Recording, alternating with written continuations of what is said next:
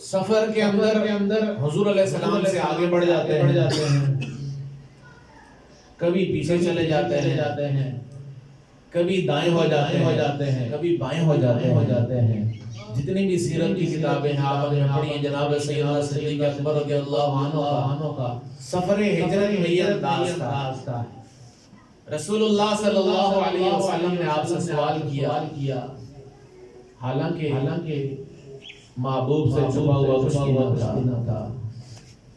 فرمایا صدیق یہ کیا کر رہے ہو؟ عرض کی حضور جب محسوس کرتا ہوں کہ آگے سے کوئی چیز آپ کو تکلیف دے سکتی ہے، خطرہ ہو سکتا ہے، تو میں خود آگے چلا جاتا ہوں۔ جب یہ دل میں خیال آتا ہے وہ کھٹکن لگتی ہے کہ شاید پیچھے سے کوئی آپ کو تکلیف نہ دے تو پھر پیچھے آ جاتا ہوں۔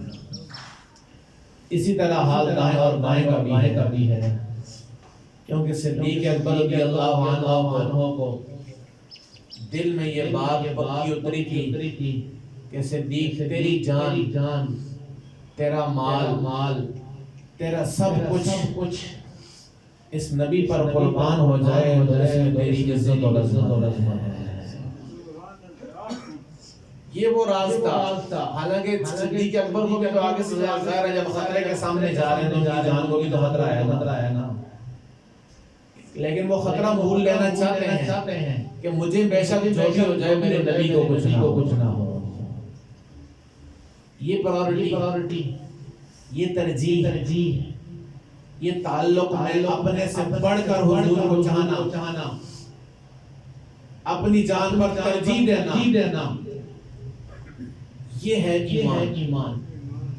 اور جتنی ترجیح زیادہ ہوتی ہے اس کا مطلب ہے کہ ایمان زیادہ ہے۔ جتنی یہ ترجیح، یہ پرائورٹی، یہ تعلق کم ہوتا ہے، جتنا خیر کی طرف جاتا ہے نا، جو ہماری خیر ہے، ایک تو خیر بلائی اللہ کی طرف سے، یار خیر ہو جائے، بلائی ہو جائے۔ ایک لفظ خیر ہم بولتے ہیں جب جہاں پر ہم نے اچھائی سے دور ہونا ہوتا ہے تو برائی میں ڈوبنا ہوتا ہے، ہم کہتے ہیں خیر ہے یار، نماز تو اگلی پڑھ لیں گے۔ تو یہ جو ہماری خیر ہے، صدیق نے کبھی بھی اس خیر کا سہارا نہیں لیا۔ صدیق نے اس میں خیر سمجھی کہ صدیق تجھے آگے سے کوئی چیز آئے تکلیف دے، اس میں تیری خیر ہے، یہ خیر نہیں ہے کہ پیچھے ہو جائے تیرے نبی کو تکلیف پہنچ جائے۔ اور پھر غار کا منظر دیکھتے ہیں کہ غار میں یہ لوگ ہیں۔ قرآن پاک میں اللہ نے ذکر کیا ہے، ہم نے 2-3 پہلے وہ والی آیات سیکھی ہیں، پڑھی ہیں، ان سے نور حاصل کیا ہے۔ غار کے اندر بھی موجود ہیں،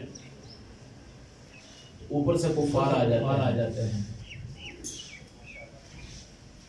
اب سیدنا صدیق اکبر رضی اللہ عنہ کو پھر فکر لگ جائے گی۔ اس فکر کو قرآن نے بیان کیا ہے، لیکن تھوڑا سا سوچئے یہ غار میں جا کر پناہ لینے کی حکمت کیا تھی؟ ابھی تو انہی لوگوں کے سامنے یہ پہرا دے رہے تھے، یہ رسول اللہ صلی اللہ علیہ وسلم کے گھر کا محاصرہ کر کے کھڑے تھے، اسی محاصرے میں سے حضور علیہ السلام تشریف لے گئے ہیں۔ تو جن لوگوں کے سامنے سے نکلتے ہوئے ان کی آنکھوں نے نہیں دیکھا، ان کی نظروں سے غار میں جو ہونے کا کیا مقصد ہے؟ آ سکتا ہے نا سوال ذہن میں کہ وہ لوگ باہر کھڑے ہیں، تلواریں لے کر اسلام کے لیے کھڑے ہیں، نعوذ باللہ من برے ارادے سے کھڑے ہیں، تو حضور علیہ السلام نے کوئی کسی اور راستہ اختیار کوئی کیا نہیں، اسی راستے سے نکلے ہیں۔ کفار کے قبیلوں کے جو نوجوان کھڑے تھے حضور علیہ السلام کے لیے تلواریں پکڑ کر، اسی معاشرے میں سے نکلے ہیں۔ تو کسی کو نظر کیوں نہیں آئے؟ تو جو وہاں سے بغیر نظر آئے نکل سکتے ہیں، ان کو غار میں آ کر چھپنے کی کیا ضرورت ہے؟ صحیح۔ تو یہ چھپنا نہیں تھا، یہ صدیق اکبر کی قربانیوں کا صلہ عطا کرنا تھا۔